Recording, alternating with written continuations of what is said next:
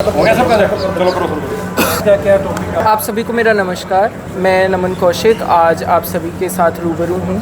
आज मैं आपको जो हम कल छात्र महापंचायत करने जा रहे हैं उसके बारे में बताऊंगा, लेकिन उससे पहले हमारे जो शिक्षा मंत्री हैं श्री महिपाल ढांडा जी, उन्होंने एक मीडिया को बाइट दी थी, तो उन पर जो उन्होंने अपने विचार प्रस्तुत किए मैं उनका भी खंडन करना चाहूँगा। उन्होंने पहली बात तो ये कहा सुबह के बयान में कि जो बच्चों की मांगें हैं वो बदल रही हैं। बच्चों की वीसी हटाने की जो मांग है वो पहले से थी ही नहीं। लेकिन मैं यही कहना चाहूँगा कि जो भी अभिभावक एवं जो देखने वाले दर्शक हैं वो तो हमें शुरुआत से देख रहे हैं, वो ये जानते हैं कि पहले दिन से ही हम ये कह रहे हैं कि ऐसा डिक्टेटर वीसी हमें नहीं चाहिए और वो उसको जल्द से जल्द हटाया जाए।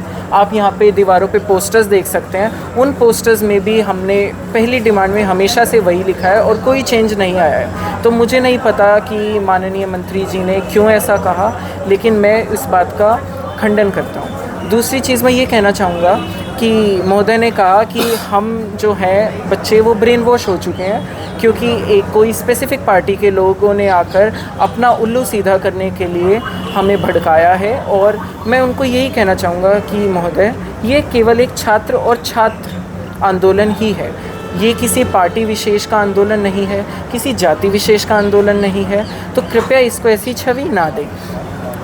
शुरुआत के आंदोलन के दूसरे ही दिन, पहले ही दिन एक्चुअली, हमारे बीच में श्री रणधीर पनिहार जी आए थे जो कि बीजेपी पार्टी से ही थे। उसके बाद 5वें दिन पर हमें चौटाला जी का भी समर्थन मिला था। तो ऐसा नहीं है, हम हर एक पार्टी से, हर एक छात्र नेता से, हर एक सामाजिक व्यक्तित्व से अनुरोध करते हैं कि कृपया वे आएँ, हमारी साथ जो अन्याय हुआ है, दुराचार हुआ है, उसको सुने और हमें सहयोग दें। तो मुझे नहीं लगता कि ये किसी भी तरह ठीक है कि हम ये कहें कि ये कोई पार्टी स्पेसिफ़िक माहौल है। मैं उनके साथ ये भी कहना चाहूँगा कि हमारी 21 तारीख को जो मीटिंग हुई थी मंत्रिमंडल के साथ, जिसमें श्रीमान महिपाल ढांडा जी, श्री कृष्ण बेदी जी, श्री रणधीर पनिहार जी, साथ ही में डीसी सर, एसपी सर एवं एसडीएम मैम थे। मैं यही कहना चाहूँगा कि उसके अंदर भी हमें ये कहा गया कि बच्चे ऐसे आंदोलन में जुड़कर अपने भविष्य के साथ खिलवाड़ ना करें, क्योंकि जो ऐसे वीसी हैं या ऐसे कार्यकर्ता हैं उन्होंने तो अपनी पूरी ज़िंदगी एक बिता ली है, लेकिन हमारे सामने हमारा भविष्य पड़ा है। तो मैं उनसे यही सवाल पूछना चाहूँगा कि महोदय, क्या यही हमारा भविष्य है कि हम एक प्राणघातक प्रहार, किसी के भी डंडे खाकर अपना सर फुड़वा लें और उसके खिलाफ हम चुप बैठ जाएं?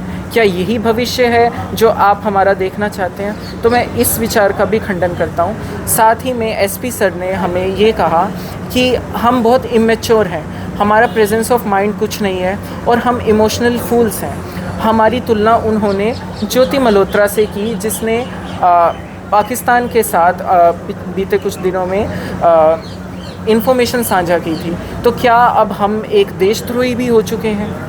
क्या अधिकार मांगना इस देश में अब देशद्रोही कहलाना हो चुका है? साथ ही मैं ये कहना चाहूँगा कि ये बहुत दुर्भाग्यपूर्ण स्थिति है जहाँ पर एक बच्चा, काफ़ी बच्चों का सर फोड़ दिया जाता है और बच्चे जब उसके खिलाफ गुहार लगाते हैं तो मंत्रिमंडल जो है वो पूर्ण ध्यान धरना उठाने पर देता है या फिर अलग अलग गतिविधियों पर देता है, और एक बार भी उनको ये नहीं कहता है कि नहीं, आपके साथ जो हुआ वो बहुत बुरा हुआ और हमें खेद है। तो मुझे तो ये चीज़ें समझ नहीं आती हैं उस मीटिंग के रिगार्डिंग।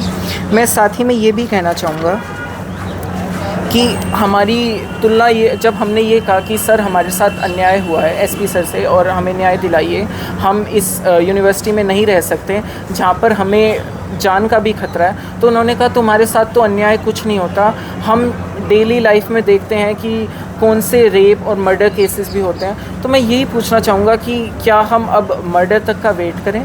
साथ ही में उन्होंने ये भी कहा कि हमारी जो मानसिक स्थिति है वो ठीक नहीं है। हम शारीरिक रूप से भले ही हम में से कुछ साथी चोटिल हुए हैं, लेकिन मानसिक मनोबल हम सबका जो है चोटिल हुआ है। पर उसमें भी वो कहते हैं कि अगर आगे से तुम ये धरना जारी रखते हो और किसी भी जो बच्चा है वो कुछ गलत कदम उठा लेता है तो इसमें आपकी ही जिम्मेदारी होगी।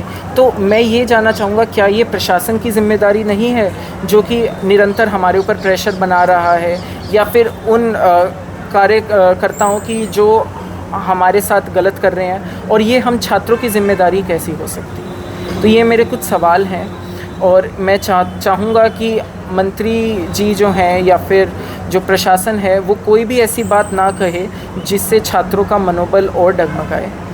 हम कल यहाँ पर जो है छात्र महापंचायत करने जा रहे हैं, लेकिन उससे पहले हमारे बावल सब कैंपस से हमारे साथी हमसे जुड़े हैं, तो मैं चाहूँगा कि वो अपना पक्ष एक बार रखें। नमस्कार सर, हमारे यहाँ पे यानी कि प्रिंसिपल सर ने ये बात कही थी कि वहाँ से जो धरना है वो उठ चुका है, तो इस बात को सरासर नकारते हुए हम ये कहना चाहते हैं कि जो हमारा धरना था, जो बच्चे थे वो परसों वाली ट्रेन में या फिर कल यहाँ पे आ चुके हैं। जो भी यानी कि ये बात फैलाई जा रही थी कि वहाँ से बिल्कुल जो धरना था वो सब कुछ समाप्त हो चुका है, तो ये गलत है, क्योंकि वहाँ पे बच्चों पर दबाव बनाया जा रहा था कि तुम ये धरना ख़त्म कर दो या फिर यहाँ से उठ के पेपर दे लो।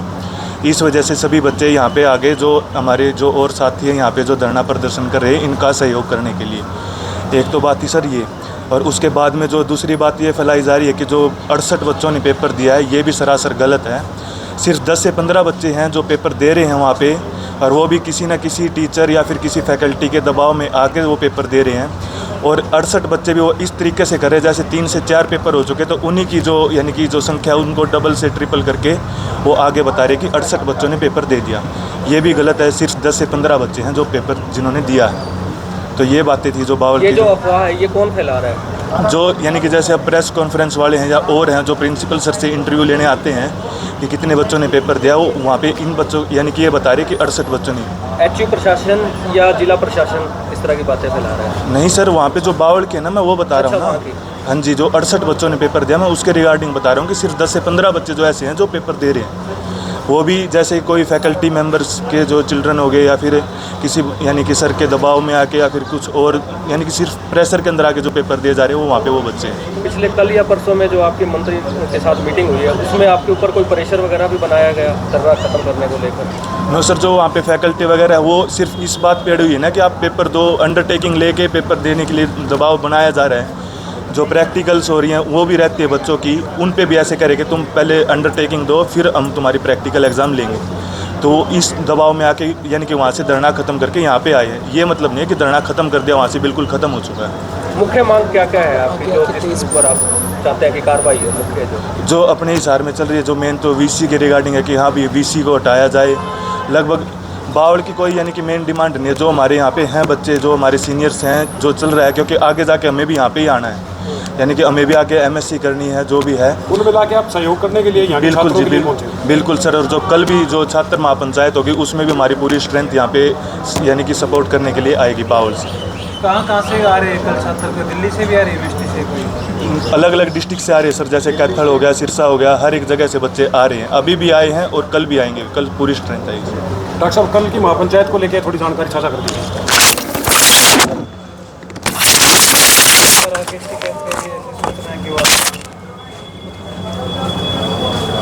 कल हम दिनांक 24 जून 2025 को दिनांक 24 जून 2025 को छात्र महापंचायत करने जा रहे हैं यहाँ पे, जहाँ पे हम हमारे मुख्यमंत्री जी, मंत्रिमंडल, जो भी हमारे यहाँ पे किसान मंडल, छात्र मंडल, मजदूर मंडल, हमारे एलुमिनाई और जो प्रथम दिन से हमारे साथ दे रहे हैं, जो मीडिया है, हम उनको आमंत्रित करते हैं कृपया अपनी उपस्थिति वहाँ पे दिखाएं।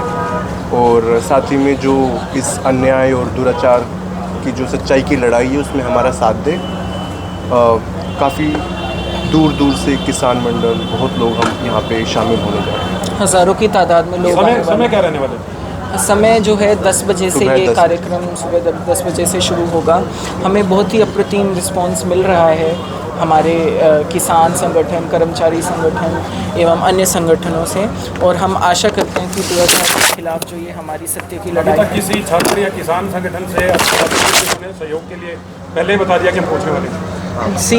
जो हमारे NSUI संगठन है या फिर जो SFI है और INSO ISO संगठन है, उन्होंने हमें बहुत पॉजिटिव रिस्पांस दिया है कि वो हमारे साथ हैं और वो हमें जो है हमारा हक और हमें इंसाफ दिलाकर ही रहेंगे। तो हम बहुत खुश हैं और बहुत तहे दिल से हम वैसे तो सभी को आमंत्रित करते हैं, लेकिन अगर कोई रह भी गया है और वो मीडिया के थ्रू हमें देख पा रहा है तो तहे दिल से हम आपका आह्वान करते हैं कि कृपया हमारे साथ कल अपनी उपस्थिति ज़रूर पेश करें।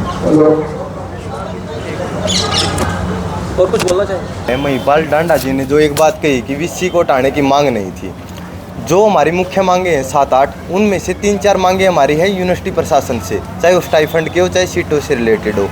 कुछ मांगे हैं हमारी पुलिस प्रशासन से कि वो अपराधियों के खिलाफ कार्रवाई करे। सरकार को कमेटी बिठाने की नौबत क्यों आई? क्योंकि जो हमारी मुख्य मांग है वीसी को हटाने की, वो ये डिलीवर करने में असक्षम है, इनके पास अथॉरिटी नहीं है। इसीलिए नायब सैनी सर ने इतनी तत्परता दिखाते हुए कमेटी बना के भेजी थी। तो एक बार तो यही बात है कि वीसी हटाने की ही मांग थी, तभी हरियाणा सरकार के मिनिस्टर्स को आना पड़ा। ठीक है। दूसरी चीज़, वीसी को हटाने की मांग क्यों थी बच्चों की? ये जो पूरा प्रकरण हुआ है ना, ये वीसी की एरोगेंस और इग्नोरेंस की वजह से हुआ है। बच्चे 1 महीने से उसका आवास के ऑफिस के चक्कर काट रहे थे, पर उन्होंने 4-5 मिनट समय नहीं निकाला।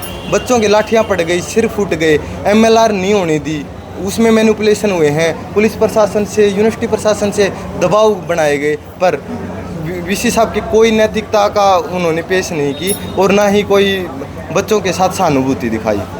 और इसने लोकतंत्र की धज्जियाँ उड़ा रखी हैं पिछले 3-4 साल से यूनिवर्सिटी के अंदर। अपने चेतों को प्रभावशाली कुर्सियों पे बिठा रखा है, जिनका आपराधिक बैकग्राउंड है, जिसमें सुखबीर हैं चीफ सिक्योरिटी ऑफिसर, वो हैबिचुअल ऑफेंडर हैं। मर्डर के केस चल रहे हैं, साजिशकर्ता के केस चल रहे हैं उसके ऊपर। और जो DSW हैं, उनका भी बहुत जो पास्ट रहा है वो अच्छा नहीं रहा है, और वो DSW बना रखे हैं छात्र कल्याण निदेशालय के हेड बना के।